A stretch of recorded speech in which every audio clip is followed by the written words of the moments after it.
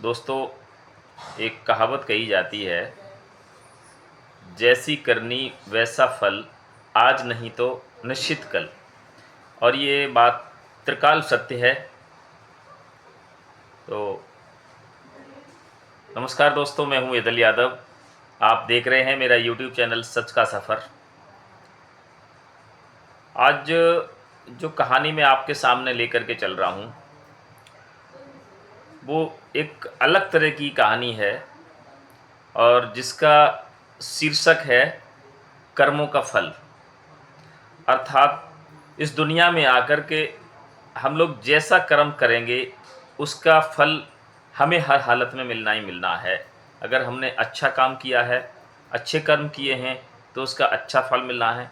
और अगर हमने गलत काम किए हैं तो उन कर्मों के बदले हमें निश्चित गलत का सामना करना ही करना है। तो चलिए वीडियो शुरू करते हैं। और एक गांव की बात है। एक गांव में एक किसान हुआ करता था। पति पत्नी दोनों, उनके दो बेटे थे। और बड़े बेटे का नाम शिषपाल था और छोटे बेटे का नाम कुंवरपाल था। दोनों की शादियां हो गईं और किसान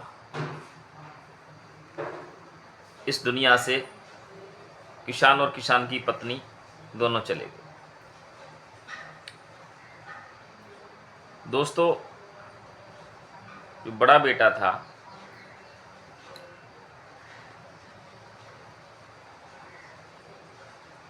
वो और उसकी पत्नी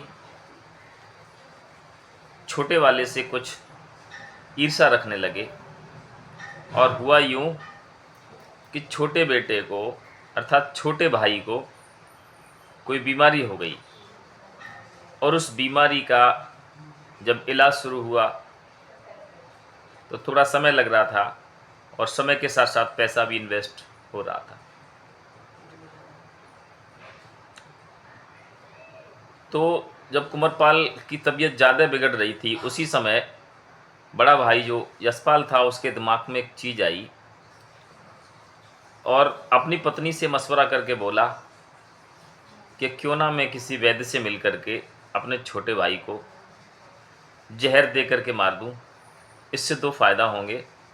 पहला फ़ायदा तो ये होगा कि जो बीमारी में पर डे के हिसाब से जो हमारा पैसा इन्वेस्ट हो रहा है वो पैसा बचेगा। और दूसरा फ़ायदा ये होगा कि इसके हिस्से की जो प्रॉपर्टी है वो मेरे नाम आ जाएगी। उस ज़मीन का मैं इकलौता वारिस बन जाऊंगा, उस प्रॉपर्टी का मैं इकलौता वारिस बन जाऊंगा। जब भाई के दिमाग में इस तरीके की बात आई, भाई के दिमाग में इस तरीके का प्रलोभन सवार हुआ, तो पत्नियां तो आजकल आप जानते ही हैं। पत्नी ने सहर्ष इस काम को करने के लिए मंजूरी दे दी। अब यशपाल एक वैद्य के पास पहुंचा। कई लोगों से उसने कहा, लेकिन हर आदमी एक जैसा नहीं होता है मित्रों। उस वैद्य ने, कई लोगों ने जब मना कर दिया तो एक वैद्य इस काम को करने के लिए 4 गुनी कहूँ या 10 गुनी या जो भी उसके मन में आया, अपना सुविधा शुल्क लेकर के उसने स्लो पॉइजन दे दिया उसको और कहा कि धीमे धीमे 4-5 दिन इसको खिला दो और तुम्हारा भाई तुम्हारे रास्ते से हट जाएगा। और दोस्तों, हुआ भी वही। 4-5 दिन वो जहर खिलाने के बाद में जब कुंवरपाल ख़त्म हो जाता है, उस समय सती प्रथा चल रही थी। तो कुंवरपाल के ख़त्म होने के बाद में उसकी पत्नी को उसके साथ सती करा दिया जाता है। अब यशपाल का रास्ता बिल्कुल साफ हो चुका था। प्रॉपर्टी का एक तो इकलौता वारिस बन चुका था। लेकिन दोस्तों, वो कहते हैं कि ईश्वर के घर देर है लेकिन अंधेर नहीं है। वक्त का पहिया धीरे धीरे घूमता चला गया और यशपाल के घर में एक बेटे ने जन्म लिया। और वो बेटा धीरे धीरे बड़ा हुआ। और बड़ा होने के बाद में यशपाल ने अपने बेटे की बड़े हर्षोल्लास के साथ शादी की। शादी करके जब उसकी पुत्र वधू उसके घर में आई कुछ समय तो ज़िंदगी बड़ा अच्छी चली और चंद क्षण के बाद में दोस्तों यशपाल के बेटे को कोई प्राणघातक बीमारी हो गई। अब तो पत्नी और पति पत्नी दोनों ही जो है बड़ा मायूस हो गए। अच्छे अच्छे वैद्य, हकीम, डॉक्टरों को दिखाया और ट्रीटमेंट कम से कम 4 से 5 महीना ट्रीटमेंट चला। 4-5 महीना बाद मित्रों, एक दिन की बात है, यशपाल अपने बेटे के चारपाई के बराबर में बैठा हुआ था और उस बच्चे के मुंह से, अर्थात उसके बेटे के मुंह से एकदम से एक शब्द निकला। वो उठ करके अपनी चारपाई पर बैठ गया और कहने लगा कि भैया, अब आप मेरे लिए कफन का इंतजाम कीजिए, मेरा और आपका हिसाब बराबर हो गया। दोस्तों, जैसे ही यशपाल ने अपने बेटे के मुंह से ये शब्द सुना तो वो कहने लगा कि शायद बीमारी की वजह से इसका मानसिक संतुलन जो है बिगड़ा हुआ है। तो वो कहने लगा कि बेटे, मैं तुम्हारा भाई नहीं बल्कि मैं तुम्हारा पिता हूँ। तो वो लड़का पुनः बोला कि आप भूल रहे हैं, इस जन्म में आप मेरे पिता हैं, लेकिन पूर्व जन्म में मैं आपका वही छोटा भाई कुंवरपाल हूँ जिसको आपने जहर दे करके मरवा दिया था। जिस प्रॉपर्टी के लालच में आपने मुझे जहर दे के मरवाया था, वो प्रॉपर्टी आज मैंने पुनर्जन्म लेकर के आपका बेटा बन करके, अब वो मेरी प्रॉपर्टी जो मेरे हिस्से की प्रॉपर्टी थी, उस प्रॉपर्टी को आप जो है धीमे धीमे मेरे ट्रीटमेंट में, मेरे इलाज में बेच करके लगा चुके हैं। और आपको एक चीज़ और बताना चाहूँगा, मुझे आप सच बताना कि जो वैद्य जिसने मेरे लिए जहर का इंतज़ाम, स्लो पॉइज़न का इंतज़ाम किया था, वो कहाँ है। यशपाल कहने लगा कि वो तो कुछ समय बाद स्वर्गवासी हो गया था, वो ख़त्म हो गया था। तो वो लड़का कहने लगा, शायद आपको ये जानने की इच्छा ज़रूर होगी कि वो आज की दुनिया में, आज के समय में वो इस समय वैद्य कहाँ हैं।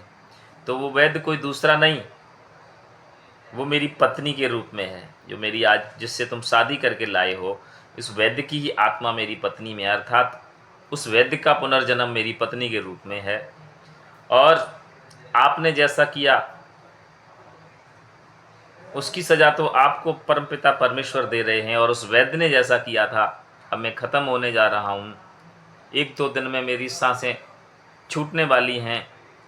और चूँकि मैं बता चुका हूँ आपको कि सती प्रथा चल रही थी, उस सती प्रथा के चलते जब मैं ख़त्म हो जाऊँगा तो मेरी पत्नी को मेरे साथ चिता में, जीवित चिता में जलना पड़ेगा। तो आज वो मेरी पत्नी नहीं बल्कि वो वैद्य ही है जो मेरे मरने के बाद में शहीद सती होगा। और दोस्तों, ऐसा कहने के बाद में सच यही हुआ, उस लड़के के प्राण पखेरु उड़ गए और यशपाल अपने हाथों को मलता रह गया। तो दोस्तों, जैसे मैं वीडियो शुरू करते ही समय आपको बताया था, आज हम जैसे कर्म करते हैं उसका फल हमें इसी जीवन में ईश्वर उन कर्मों के रूप में ही हमें दे देता है। अगर हमने अच्छे कर्म किए हैं तो आपके साथ कहीं कोई अहित नहीं हो सकता है, और यदि आपने अगर गलत कर्म किए हैं तो उन कर्मों का हिसाब तो आपको परमपिता परमेश्वर की अदालत में देना ही देना है। इस कहानी को आप तक पहुंचाने के पीछे मेरा यही मकसद था, मेरा यही उद्देश्य था कि कभी भी कोई भी कर्म करें, लेकिन अपने कर्म को करने से पहले उन दया निधान, उन परमेश्वर, उन परमपिता मुरली मनोहर को न भूलें, ताकि यदि कोई काम करते हुए हमें उस ईश्वर का स्मरण रहेगा तो शायद हमारे मन, कर्म और वचन से कोई गलत काम हो ही नहीं सकता है। तो कैसी लगी आपको मेरी आज की कहानी? कमेंट बॉक्स में मुझे अपनी राय दें। वीडियो अच्छी लगी हो तो शेयर करना, लाइक करना न भूलें।